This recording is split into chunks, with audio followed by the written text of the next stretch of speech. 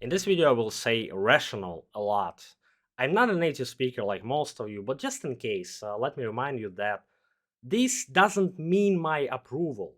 It's been a week since Navalny died in prison. I used the phrase died because I am in Russia. I hope you understand that. Navalny is listed by a Russian court as a terrorist and extremist, which I am obligated to notify you because of the same reason. After his death, his supporters are making the same mistake they've been making for the last 2 years, or rather 10 years. Putin is so afraid of Navalny that they had to take him out. We've heard this for the last 10 years in Russia. Putin is afraid, Putin is scared, Putin is angry and tapping his feet, etc. And maybe it's time to face the truth. Putin is not afraid of you. You have nothing to scare him with. He has no reason to be afraid. What are you gonna do? They're not giving up the body. Navalny's mother is recording an appeal to Putin to do so. But you already promised him the most negative consequences when you come to power. What else can you do to scare him? They didn't allow two independent candidates to run for president because what are you gonna do? The question is, what are their risks if they refuse to do what you want them to do? Does the feeling of absolute permission come from fear? Seems to me it comes from an absolute lack of fear.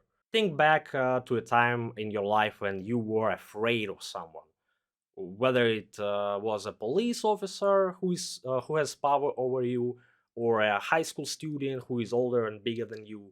You try not to get into a confrontation with them. You see a police officer cross to the other side of the street if you did something wrong. If a police officer passes, it's hello, Mr. Officer.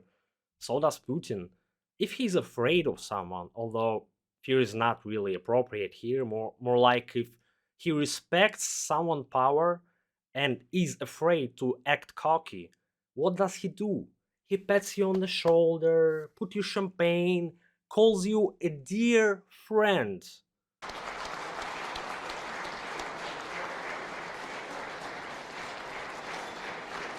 But you don't intimidate him. He doesn't call your name on TV because he can allow it. What are you gonna do? He doesn't get into debates with you because he can afford it. Otherwise, what? You're mistaking fear with rational behavior, assuming that someone killed Navalny. I use such phrase on purpose. I hope you understand. Why now? Because now is the most rational time to do so. Society is distracted by taking off Avdiivka. The US is distracted by the crisis on the border and the election. And there are farmers' protests in Europe. If Navalny alive presented even the slightest risk to the authorities, isn't it rational to avoid this risk without losing anything? What happened afterwards? Biden was reminded that he promised catastrophic consequences if Navalny died in prison. The consequences of that would be devastating. He responds that those consequences have already occurred and the US will not do anything, absolutely nothing. Is this what Putin should be afraid of? Or European liberals, the most fierce of whom, like Kaya Kallas, are still doing business with Russia, or her husband? Europe, which still buy Russian resources through proxy countries and pays Putin money? Or Russian liberals who have completely lost the media war to Putin over the last 2 years? By confusing fear with rational behavior, you underestimate your opponent. When you underestimate your opponent, you make mistakes. One of such mistakes was Navalny's return to Russia because he believed that he would be safe because of fear of him, because of underestimating their opponents. The Russian liberals, the backbone of the opposition, made many mistakes and destroyed the entire reputation that Navalny has spent years to build. They used to be the most important. Now they are one of many, but they deny it and keep making mistakes. Because of their blind belief that they are winning, they've lost people's trust, divided the opposition into two camps, which are against each other. They refuse to believe that Putin was a rational player with decades of political experience, because he made one huge mistake.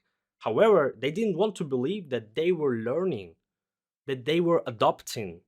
The liberals predicted the collapse of the Russian ruble in 2022, and their supporters ran to buy the dollar at 120.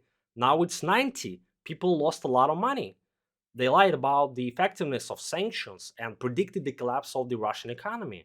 But the Russian economy has shown unexpected growth over the last year, and the sanctions have only antagonized all Russians in Russia and crippled the EU economy.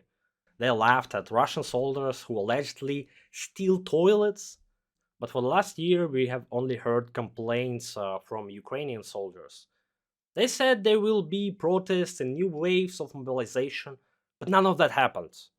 And Ukraine is still mobilizing non-stop every day. They laughed at the cement pyramid blocks before the counteroffensive. But the counteroffensive failed, and Ukraine started building those very pyramids. Probably the biggest mistake of the West and Ukraine was made due to underestimating the enemy. In August 2022, Russia and Ukraine were supposed to sign a settlement agreement with a very like chocolate conditions for Ukraine. But Boris Johnson came and said, no need to sign. We'll give you a lot, we'll give you weapons, fight on. They got nothing. Boris Johnson evaporated. A year has passed, hundreds of thousands of people have died, and the next agreement will not be so favorable.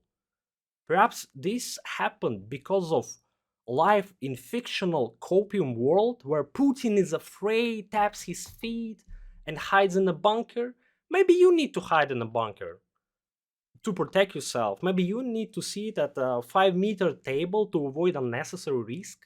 Maybe it's time to admit that Putin is a rational player and you should start making rational decisions too.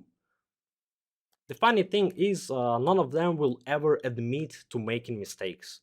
They just throw up their hands and say, well, how it turned out, the counteroffensive failed for some reason.